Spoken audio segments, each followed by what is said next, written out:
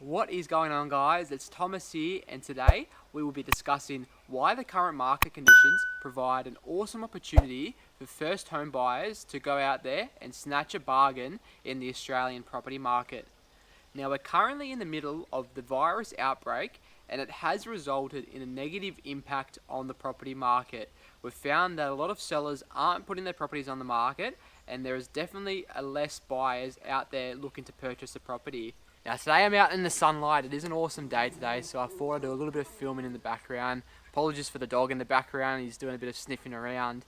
But I just really wanted to discuss this topic because I do believe that if you are a first home buyer that is pre-approved, in a secure job and in a position to buy, there are awesome opportunities out there for you, because there are a lot of vendors and a lot of sellers that do need to sell because they have purchased another property, or they obviously need to sell for a financial issues due to job loss and job uncertainty.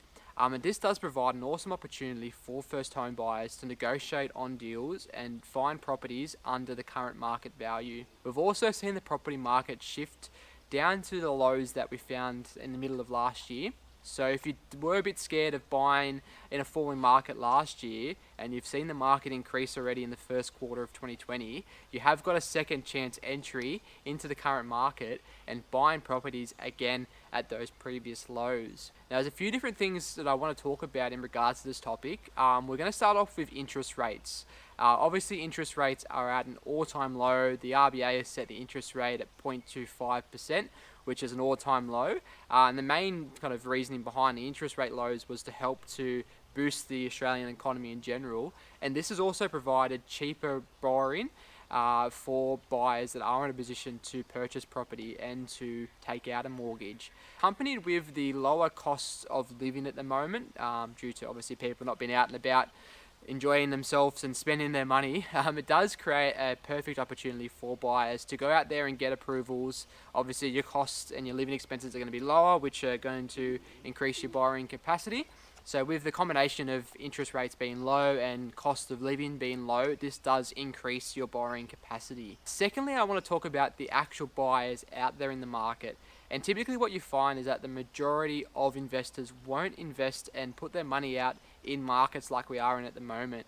A lot of the kind of more kind of general investors and your everyday investor is a bit too scared to buy in a falling market, so they don't typically buy and look for properties in the market, and that typically results in there being less buyers out there, which means there's more opportunities for the first home buyers. It's definitely shifted back to a buyer's market. And when I mean a buyer's market, it just means that the buyer has the upper edge when it comes to negotiations. So there's a lot of desperate sellers out there that will look to negotiate more now than they would have previously. The next topic I want to talk about is the government grants. So the government grants for first home buyers are still available. They haven't changed at all. And we've also got the new first home loan deposit scheme, which came in at the start of the year. And that was for 10,000 applicants for this financial year and another 10,000 for next financial year.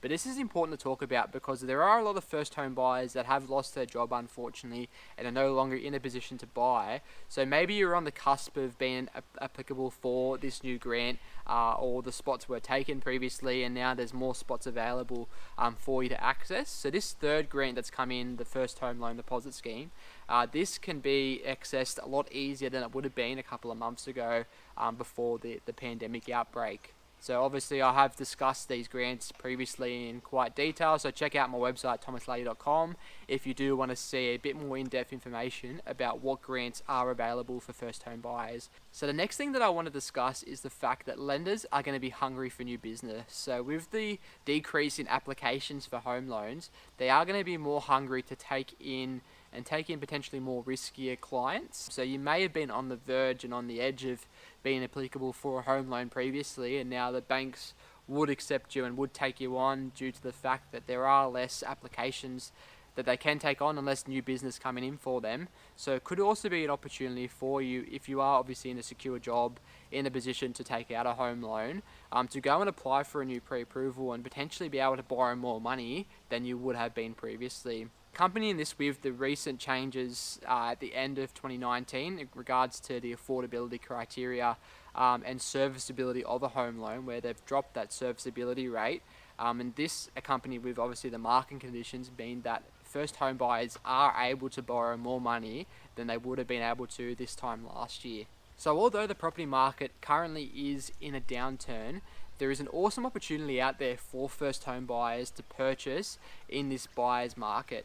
If you are a first home buyer that is pre-approved and you are in a good financial position, there is so much more opportunity out there for you to negotiate if you have found that dream property of yours. So don't be afraid buying into a falling market. There's always more money to be made over the long term buying in markets like we're in today.